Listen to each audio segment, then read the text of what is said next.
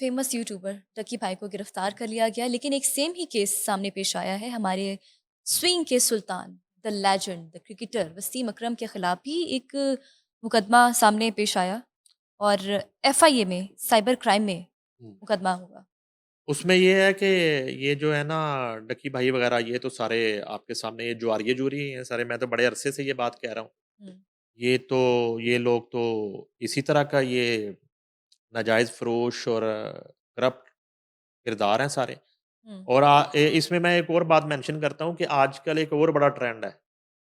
आजकल जो है मुख्तलिफ रिकॉर्ड याफ़्ता लोग जो हैं, जिन पे ठीक है। दर्जनों नहीं 50याँ की हुई हैं जिन पे मुकदमे हैं मुख्तलिफ नौइयत के, अच्छा। वो आजकल तज्ज़ियाकार हैं क्राइम के। क्राइम पे तज्ज़िया करते हैं। सीसीडी पे बात करते हैं। वो इन यूट्यूबर्स पे बात करते हैं। वो मुल्की हालात पे भी बात करते हैं।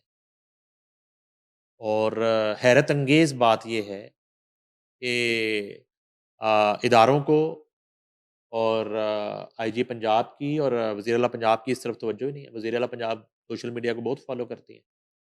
आप करके देखें उनके मुतल्लिक़ बात, 1 सेकंड में रिस्पॉन्स आता है। इतना तगड़ा उनका सोशल मीडिया सेल है। तो वो जो है आजकल ऐसे लोग तज्ज़ियाकार हैं और ये तकरीबन वही किस्म के ये यूट्यूबर हैं। ये डकी भाई और एक वो बार-बार मज़हब के साथ वो मज़ाक करके और मज़हब को मुतनाज़ा करके वो रजब भट्ट भागा हुआ है। रजब। मफ़रूर अच्छा वो हम्म। अच्छा और नहीं होगा तो वो कहेगा मैं अपनी बीवी को तलाक दे रहा हूँ, उस पे भी फिर वो डॉलर आना शुरू हो जाते हैं। कभी वो बहन से लड़ पड़ता है, कभी उस पे व्यूज के बात। चक्कर है सर। तो ये जो है करैक्टर ये कुमारबाज़ निकला है, यूट्यूबर जो है डकी ठीक और है। इसको अरेस्ट कर लिया है और इसने अभी कोई सुना है कोई 12-14 करोड़ रुपए का घर लिया फ़ेज़ 7 में हम्म। और इस पे जो है पीका एक्ट के तहत मुकदमा दर्ज किया गया है और ये मुकदमा जो है, ये कोई जुए की कोई ऐप जो है अच्छा। हाँ जी, ये कुमारबाज़ी और जुएबाज़ी को साद रहमान इसका नाम है हम्म। और ये डकी भाई के नाम से अपना सोशल मीडिया कर रहा है और मोबाइल फ़ोन से सारे सबूत जो है वो एनसीसीए को मिल गए हैं और इसने जो है एक ऐप बना रखी थी जिससे ये जुए को प्रमोट कर रहा था डकी। अच्छा इस पे तो मुकदमा हो गया, ये तो ख़ैर गिरफ्तार ही हो गया। अब आ गए वो स्विंग के सुल्तान, आपके फ़ेवरेट वसीम अकरम, जी। वो छाए हुए हैं आजकल। उनके खिलाफ भी उनका भी कट्टा खुल गया है। दर्जा। हाँ जी, हाँ जी, उनके खिलाफ जो है आज एनसीसीए में एक दरख़्वास्त आ गई है, ये दरख़्वास्त हमारे पास है। उस दरख़्वास्त में जो है एक शहरी हैं, उन्होंने कहा है कि वसीम अकरम जो हैं, वो हिंदुस्तानी बैटिंग ऐप को बतौर ब्रांड एम्बेसडर उन्होंने साइन किया है और बाजी नामी प्लेटफ़ॉर्म के साथ शराकत से वसीम अकरम जुए को फ़रोग़ दे रहे हैं और वही कुमारबाज़ी और जुएबाज़ी जो है उसको प्रमोट कर रहे हैं और उससे खुद भी पैसा कमा रहे हैं। ये एप्लीकेशन है जो हम डिस्कस कर रहे हैं जो नेशनल साइबर क्राइम एजेंसी को मौसूल हो चुकी है। अभी तक कॉल अप नोटिस जो है वसीम अकरम को वो उस पे नहीं किया गया। अच्छा मैं ना वसीम अकरम 90s में आपको याद होगा कि उस वक़्त की जो टीम थी जिसमें इमरान खान, जावेद मियाँदाद, सलीम मलिक, वसीम अकरम, एजाज़ अहमद और ये सारा स्क्वाड था, हम्म। ग़ालिबन वक़ार यूनुस भी था। तो उसमें एक जुआ स्कैंडल आया था और मरहूम जस्टिस मलिक क़य्यूम की अदालत में वो केस चला था। तो हम्म। उसमें जो है ना इन्होंने सलीम मलिक को फँसा दिया था और 1-2 और लोगों पे वो एलिगेशन अच्छा वो था तो स्कैंडल उसी तरह का एक मुश्तरका स्कैंडल था, जिसमें शुरू में वसीम अकरम का नाम भी था। मगर फिर रफ़्ता-रफ़्ता जैसे-जैसे केस चला वसीम अकरम का नाम मक्खन से बाल की तरह निकाल लिया गया निकाल लिया। और हम्म। सलीम मलिक जैसा दुनिया का ज़बरदस्त बैट्समैन जो है उसका करियर वो तबाह कर दिया गया। और मुझे तो यहाँ तक भी थोड़ी ये याददाश्त है कि सलीम मलिक को भी ट्रैप किया इन्होंने मिल के कहा कि तुम इतनी बात तस्लीम कर लो, हम बाद में तुम्हें भी सेव कर लेंगे, अच्छा। ठीक है। तो उस वक़्त भी वसीम अकरम जो है उनका उस केस में चाहे वो क्लियर हो गए हैं,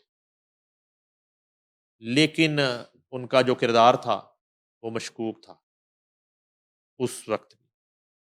ठीक है। और इंडियन जो बैटिंग ऐप है, जो गैम्बलिंग ऐप है, जुए की जो ऐप है हुँ, और उसके वो ब्रांड एम्बेसडर हैं इस वक़्त। तो इंडिया के साथ तो बड़े उनके रवाबत रहते हैं। जब इंडिया का ज़िक्र आता है तो फिर वसीम अकरम को मैं ये भी ज़रूर याद दिलाऊँगा कि ये मार का हक़ के हम अभी तमग़ों की बात कर रहे थे। वसीम अकरम ने तो एक मेरा ख़्याल है सिंगल हुँ, एक वर्ड भी नहीं बोला होगा इंडिया के खिलाफ इस जंग में, नहीं बोला। क्योंकि ट्रू। वहाँ वो कोलकाता नाइट राइडर की कोचिंग करते रहे और वहाँ पे जो है ना वो कमेंट्री का सीन है और उन्होंने नहीं बोला यस। और उन्होंने कहा कि मैं कैसे बोल सकता हूँ अगर इमरान खान ये बात नहीं करेंगे। कप्तान है, स्कीपर स्कीपर कहते हैं।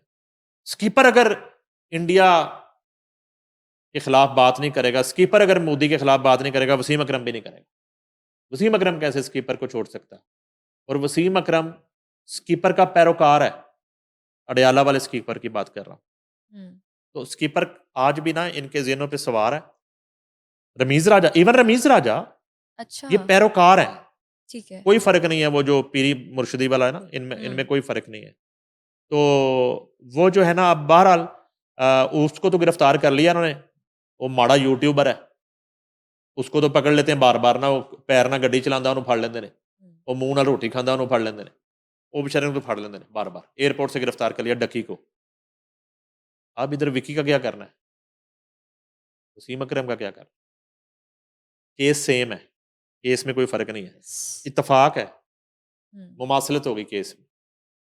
डकी भाई और वसीम भाई के केस में मुमासलत हो गई। इसको गिरफ्तार कर लिया, इनके खिलाफ दरखास्त आ गई है। अब इनका क्या करना है? वो कमज़ोर आदमी है, ये तगड़ा आदमी है। यस। वो लोकल बुक चला रहा था। ट्रू। इधर मामला इंडिया के साथ लाइन का है। हुँ, तो इंडिया के साथ आपका ताल्लुक हो, आपको लोकल पुलिस हाथ लगा जाए, मज़ाक है? कैसे वेरी हो ट्रू। सकता है? बिल्कुल, बिल्कुल सही। I totally agree with you. Sir सैलाबी सूरत हाल पर बात करते हैं। हमारी पाक फ़ौज ने तो 1 दिन का राशन, 1 दिन की सैलरी भिजवा दी है सैलाब मुतासरीन के लिए। क्या बेहतरी आई है? क्या खबर है? कुछ लेटेस्ट अपडेट सामने आई है? देखिए, उसमें ये है कि उसमें तो जितना भी एक ताज़ियत और अफ़सोस ही किया जा सकता है। बस मुझे ये था कि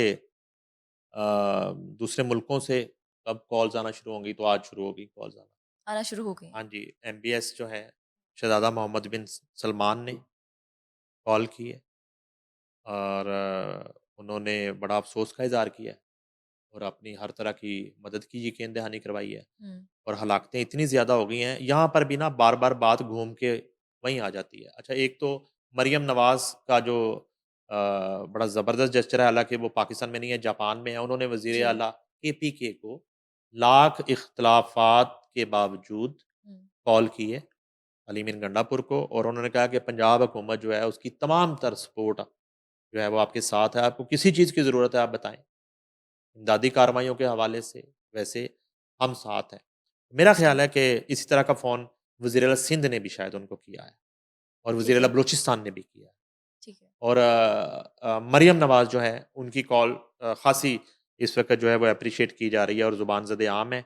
एक चीज़ तो ये हो गई। दूसरी बात ये है कि ये जिस सूबे में सारी तबाहकारियाँ हो रही हैं और जिस सूबे में जो है वो बिल्कुल इंसानों की जानें जो हैं वो कुदरत के रहम व करम पर हैं और उनका कोई पुरसाने हाल नहीं है और सिर्फ़ नुकसान का ख़मियाज़ा जो है और हुँ, अंदाज़ा जो है वो लगाया जा रहा है अभी तक।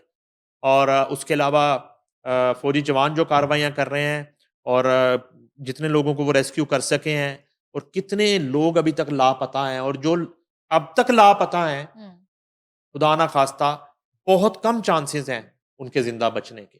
जो मलबे के नीचे दबे हुए हैं, जो पानी के अंदर जो मौजूद हैं, इतनी देर तक सर्वाइव करना कोई मौजज़ा हो मुश्किल है। सकता है, कोई हाँ, इक्का-दुक्का बचा और उनकी तादाद हाँ, जो है वो दर्जनों में नहीं है, 100 से ज़्यादा है, लापता अफ़राद की तादाद और उसके बाद जो है जो हलाकतें हैं, वो वो कितनी भी है? मेरा ख़्याल है कि 400 के करीब 400 के करीब। पहुँच चुकी हैं और 1000 के करीब लोग ज़ख्मी हैं और बेघर अफ़राद की तादाद का अंदाज़ा नहीं लगाया जा सकता। अब इस सूरत-ए-हाल में भी तल्ख़ हुँ, हकीकत ये है कि इस सूबे में 12 साल से इमरान खान की हुकूमत है। 12 साल से इसमें पीटीआई की हुकूमत है इस सूबे में।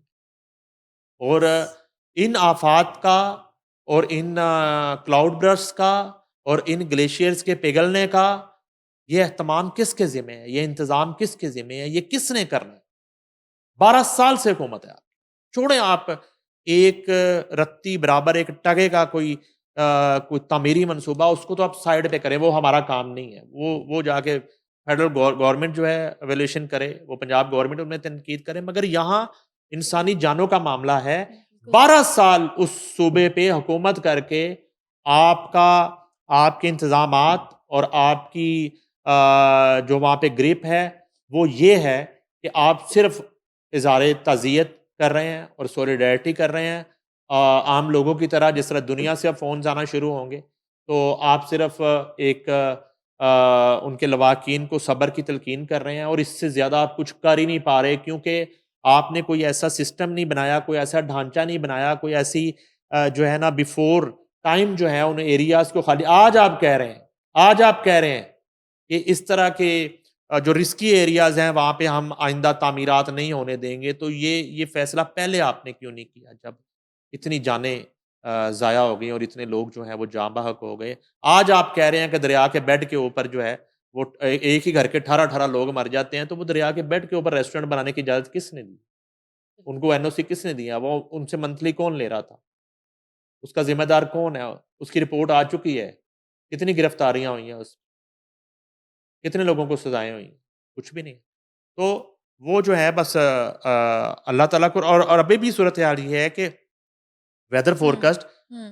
वो जो है ना बड़े अजीब किस्म की हैं मौसम के हवाले से प्रेडिक्शन कुछ प्रेडिक्शंस कि अभी भी बारिश है, ठीक अभी है, भी क्लाउड बर्स्ट के चांसेस हैं चांसेस है। मुख्तलिफ एरियाज़ में और आप नाम लेती जाएँ, हुँ, बुनीर से लेके और सवात से लेके और वादिय नीलम से लेके हुँ। और कहीं भी जो है ना आपको डेली बेसिस पे हलाकतों की इतलाई आ रही है। डेली बेसिस पे वहाँ पे नुकसान ही हो रहा है, घर गिर रहे हैं, जानवर जो हैं, मवेशी जो हैं, वो हलाक हो रहे हैं और इस तरह की सूरत है।